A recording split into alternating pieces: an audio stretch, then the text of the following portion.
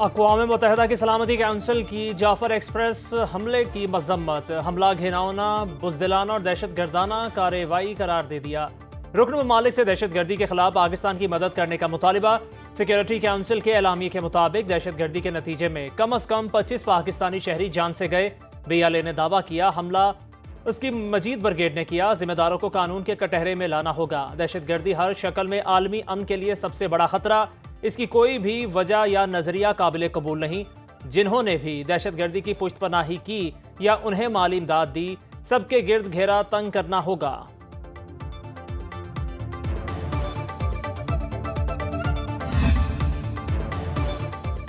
جعفر express حملے پر یورپی union کا پاکستان سے تعزیت کا اظہار۔ پاکستان میں یورپی یونین کی سفیر کی شہباز شریف سے ملاقات۔ وزیر اعظم آفس سے جاری بیان کے مطابق وزیر اعظم نے اظہار تعزیت پر یورپی یونین کی سفیر کا شکریہ ادا کیا۔ شہباز شریف نے دہشت گردی کے خاتمے کے لیے پاکستان کے پختہ عزم کا اظہار کیا۔ یورپی یونین کے ساتھ شراکت داری GSP+ اسکیم کو مزید مضبوط بنانے کی خواہش کا اعادہ کیا۔ سیکرٹری جنرل OIC حسین ابراہیم طہا کی بھی ٹرین حملے کی مذمت، کہا کسی بھی قسم کی دہشت گردی کو مسترد کرتے ہیں۔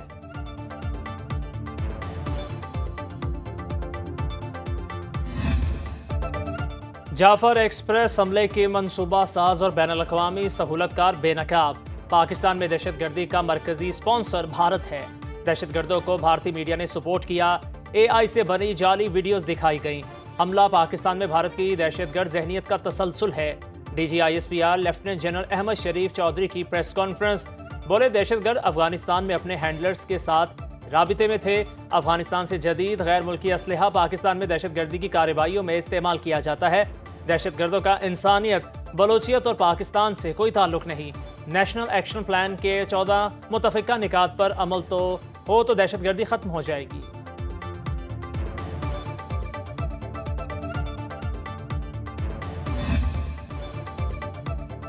چند یرغمالی خود بھاگنے میں کامیاب ہوئے۔ 36 گھنٹے کے کامیاب آپریشن کے بعد 354 یرغمالی بازیاب کرائے، جن میں سے 37 زخمی ہیں۔ کسی کو یرغمال نہیں بنایا گیا۔ ترجمان پاک فوج لیفٹیننٹ جنرل احمد شریف چودھری کہتے ہیں آرمی اور FC کے 18 جوانوں سمیت 26 شہادتیں ہوئیں۔ 33 دہشت گردوں کو جہنم واصل کیا۔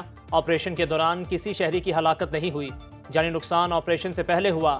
جعفر ایکسپریس پر حملہ انٹیلیجنس کی ناکامی نہیں۔ کالعدم BLA نے دشوار گزار علاقے میں حملہ کیا۔ خودکش بمباروں کی وجہ سے محتاط انداز میں آپریشن کیا گیا۔ دہشت گردوں کو انگیج کر کے مہارت سے موت کے گھاٹ اتارا گیا۔ معصوم جانیں بچانے پر بہادر جوانوں کو سلام پیش کرتے ہیں۔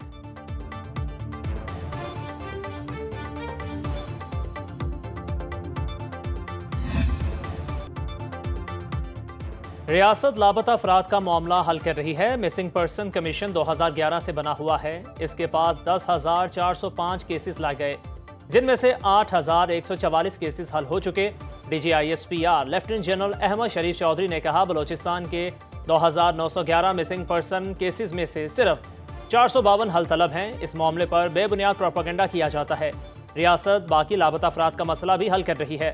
کراچی کی سڑکوں پر مزدور مر جاتے ہیں تو انہیں لاوارث سمجھ کر دفنا دیا جاتا ہے۔ کیا وہ بھی مسنگ پرسن ہیں؟ کیا افغانستان میں خوارج کے ٹریننگ کیمپ میں موجود لوگ بھی لاپتہ افراد ہیں؟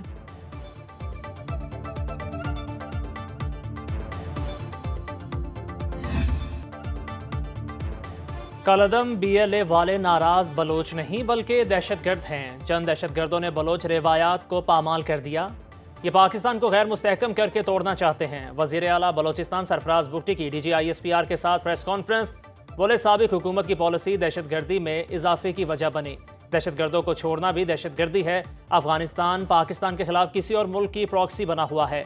افغان سرزمین سے پاکستان میں دہشت گردی کے ثبوت موجود ہیں۔ تمام دہشت گردوں کی نانی را ہے۔ دہشت گردوں نے نہتے مسافروں کو نشانہ بنایا۔ پاک فوج نے جس طرح یرغمالیوں کو رہائی ممکن بنائی وہ قابل تعریف ہے۔ لاپتہ افراد کو ایک ٹول کے طور پر استعمال کرنے کی مذمت کرنی چاہیے۔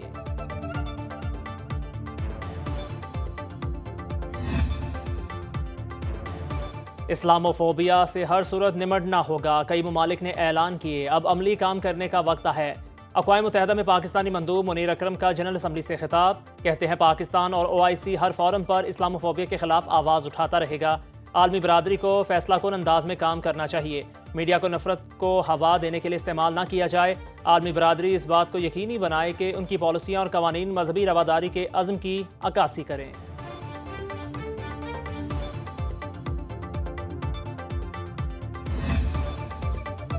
ملک میں چینی کی وافر مقدار موجود، ذخیرہ اندوزی اور مصنوعی قلت ناقابل قبول، چینی کی قیمتوں میں خود ساختہ اضافہ کرنے والوں کے خلاف کارروائی کی جائے، وزیر اعظم شہباز شریف کی ہدایت، قیمتوں کے حوالے سے جائزہ اجلاس میں کہا چینی کی کھپت اور رسد پر کڑی نظر رکھی جائے، رمضان مبارک کے بابرکت مہینے میں عام آدمی کا مافیا کے ہاتھوں قطعاً استحصال نہیں ہونے دیں گے، وزیر اعظم کی چاروں چیف سیکرٹریز کو چینی کی مقررہ قیمت پر فراہمی یقینی بنانے کی ہدایت، ترجمان پاکستان شوگر ملز ایسوسی ایشن پنجاب زون کے مطابق چینی کی قلت کے حوالے سے افواہیں پھیلا کر مفاد پرست عناصر ملک میں ہیجان پیدا کر رہے ہیں، شوگر سیکٹر کو مکمل ڈی ریگولیٹ کر کے فری مارکیٹ کی سہولت دینے کا مطالبہ بھی کر دیا۔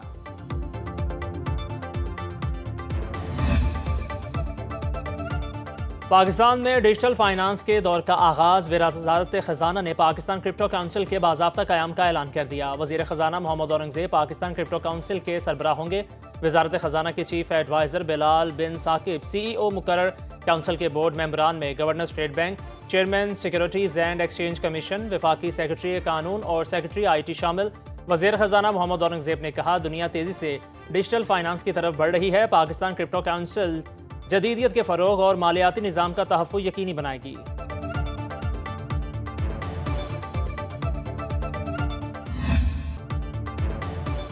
حکومت اب بھی تحریک انصاف سے مذاکرات چاہتی ہے، لیکن مذاکرات کسی ایک شخص کے لیے نہیں ہونے چاہیے، اسپیکر قومی اسمبلی سردار ایاز صادق کی اسلام آباد میں میڈیا سے گفتگو، کہا تحریک انصاف والے ایوان کو غیر قانونی کہتے ہیں، اگر ایوان جعلی ہے تو کیا چیئرمین قائمہ کمیٹی بھی غیر قانونی نہیں؟ عمر ایوب الزام لگاتے ہیں کہ انہیں بات کرنے کی اجازت نہیں دی جاتی، پھر 1.25 گھنٹے تقریر بھی کرتے ہیں، کیا یہ کھلا تضاد نہیں؟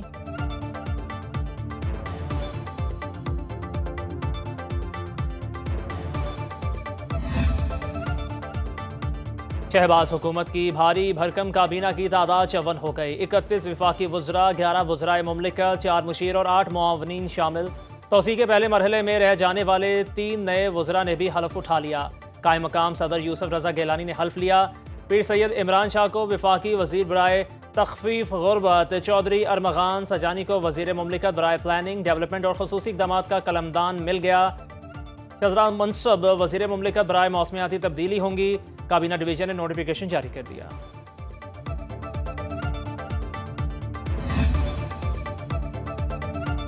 Khyber Pakhtunkhwa integrated information portal متعارف کرانے والا پہلا صوبہ بن گیا، وزیر اعلیٰ علی مین گنڈاپور نے پورٹل کا باضابطہ اجرا کیا، تقریب سے خطاب میں بولے پورٹل سے مالی نظم و نسق اور سروس ڈیلیوری کی بہتری اور مالی معاملات میں شفافیت ممکن ہو سکے گی، صوبائی حکومت کے تمام اداروں کے لیے پورٹل کا استعمال لازمی ہوگا، 1 جولائی تک تمام ادارے پورٹل کا استعمال یقینی بنائیں ورنہ ان کے خلاف کارروائی ہوگی، بہترین مالی نظم و نسق اور مانیٹرنگ کے ذریعے قومی خزانہ صوبے اور عوام کی بہتری کے لیے استعمال کر رہے ہیں۔